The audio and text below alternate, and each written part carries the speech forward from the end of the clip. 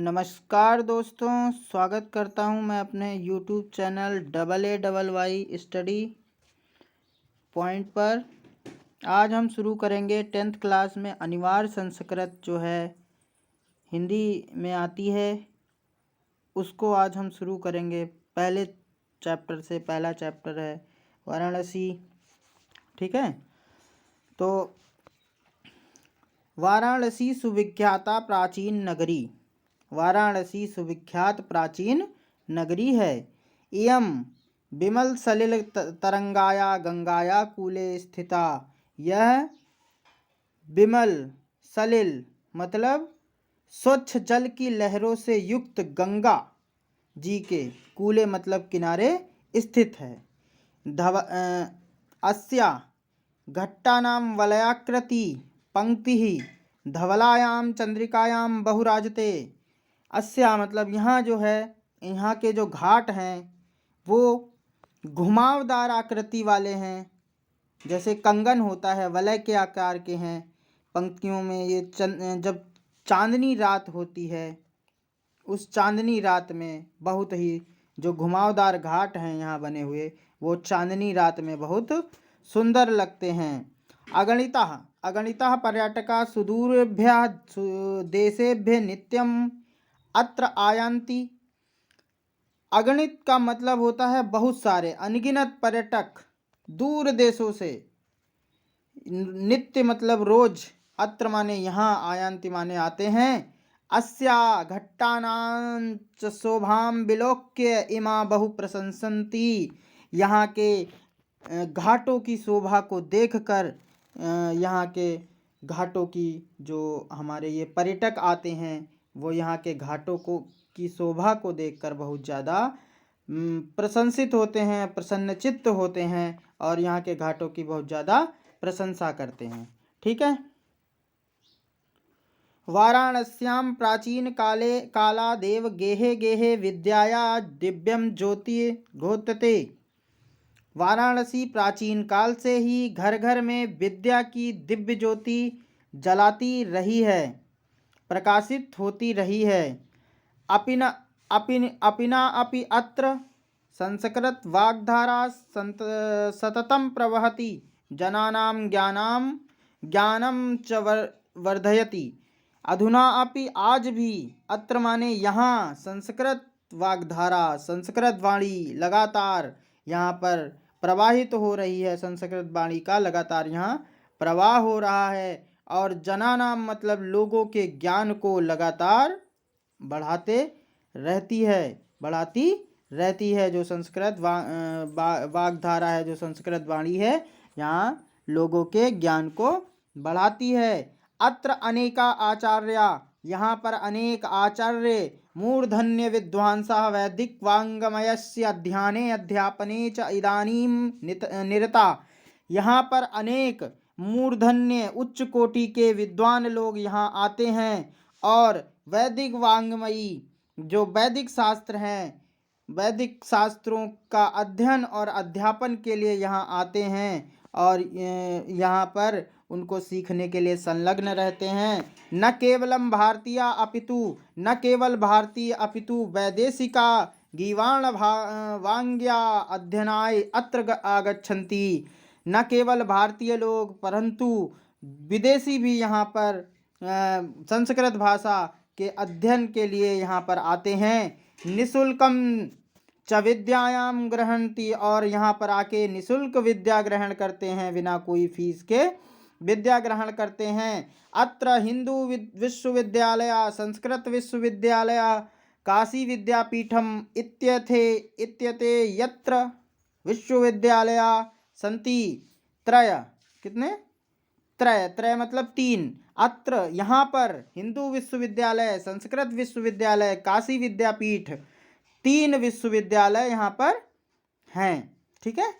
एषु नवीनां प्राचीनानां च ज्ञान विज्ञान विषयाणाम अध्ययनं प्रचलति।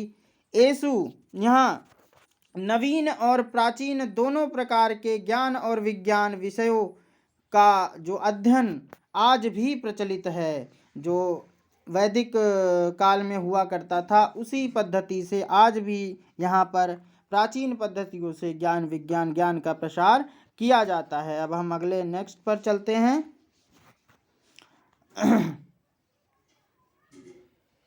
सॉरी।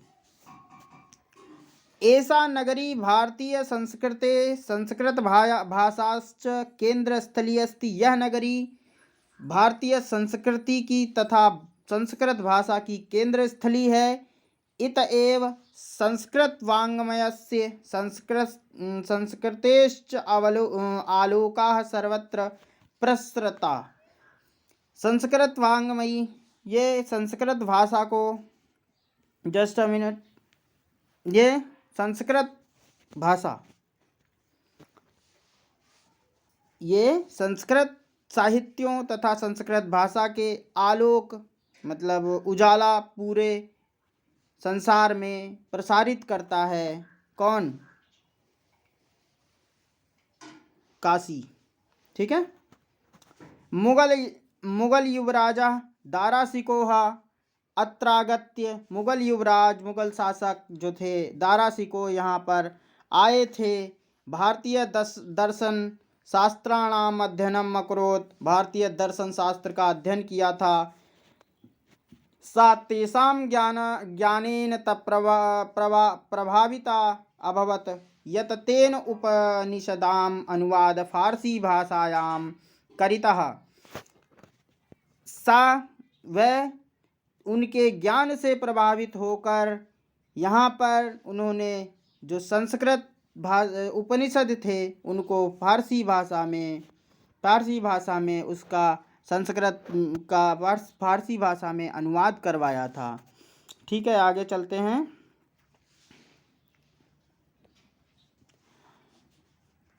चार नंबर।